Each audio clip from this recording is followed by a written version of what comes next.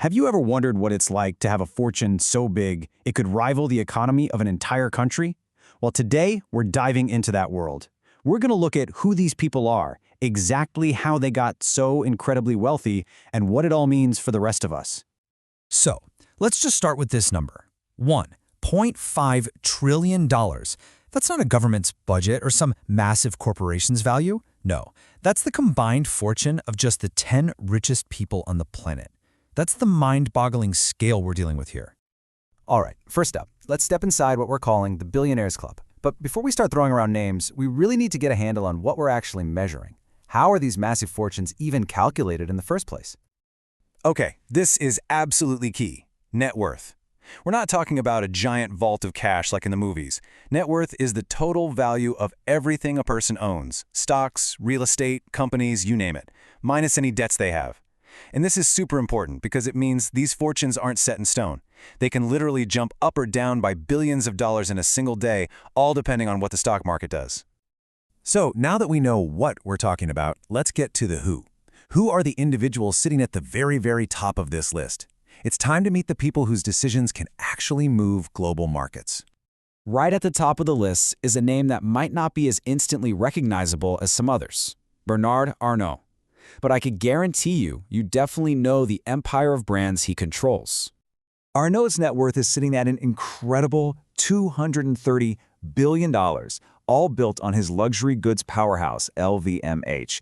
See, his strategy isn't about inventing some disruptive new tech. It's about acquiring and nurturing a whole portfolio of the world's most iconic brands. We're talking Louis Vuitton, Tiffany & Co., the whole shebang. It just goes to show you that in a world obsessed with disruption, old-school heritage and prestige can build an unbelievable economic fortress.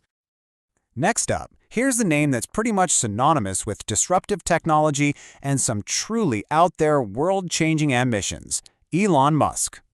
Now, Musk represents a completely different way to get to the top. His $200 billion fortune is all tied up in the super volatile, high-growth valuations of his groundbreaking companies, Tesla and SpaceX. His wealth doesn't come from heritage brands. It comes from making huge bets on future-facing, game-changing technology. And our third titan is the man who fundamentally changed how pretty much the entire world shops, reads, and even gets its entertainment. Jeff Bezos. Bezos' story is really all about one thing: incredible scale. I mean, he started with a little online bookstore, and he turned it into Amazon, the everything store. His net worth of nearly $195 billion comes from totally dominating not just e-commerce, but also by pioneering the invisible infrastructure of the internet with cloud computing. So, we've seen three very different paths to unimaginable wealth. But are there common threads here? Let's zoom out for a second and take a look at the industries that are really creating these modern fortunes. If you want to know where fortunes are being made today, this chart says it all. The answer is technology. It accounts for a massive 35% of the wealth among the top 50 billionaires, just blowing past more traditional sectors like retail and finance.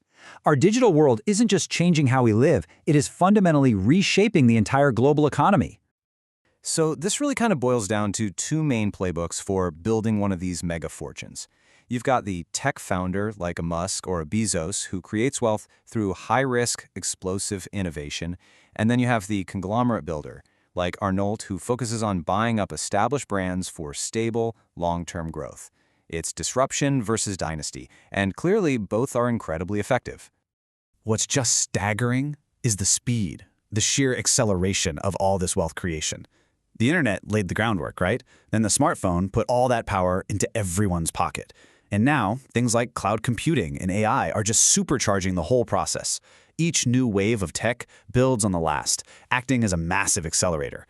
And that's why fortunes that used to take generations to build can now be created in just a decade, making these $200 billion fortunes the new normal.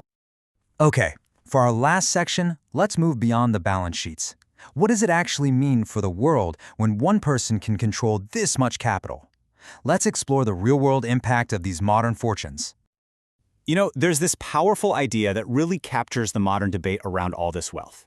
It goes something like this. $1 billion isn't cool. What's cool is $1 billion invested in solving a global problem.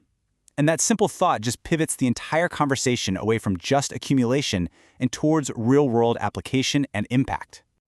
If you need just one visual to understand the incredible scale we're talking about, this is it. The net worth of a single person can now equal the entire annual economic output, the GDP of a developed nation like Greece or New Zealand. I mean, just think about that for a second.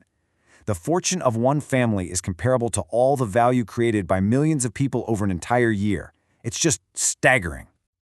All of this brings us to one central question for the future. As wealth becomes this concentrated, how is that going to shape our global economy? There are no easy answers here, but it's a question that, one way or another, affects every single one of us.